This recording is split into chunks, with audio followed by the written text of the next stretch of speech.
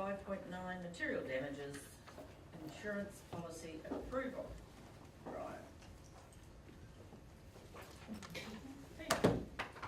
Double act.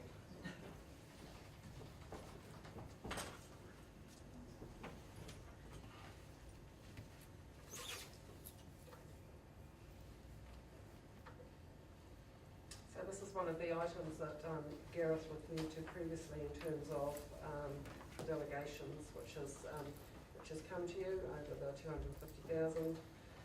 Council has a number of insurance policies, and Aon acts as our broker for those. One of them is the material damages insurance policy, which is over the delegation and requires therefore your approval.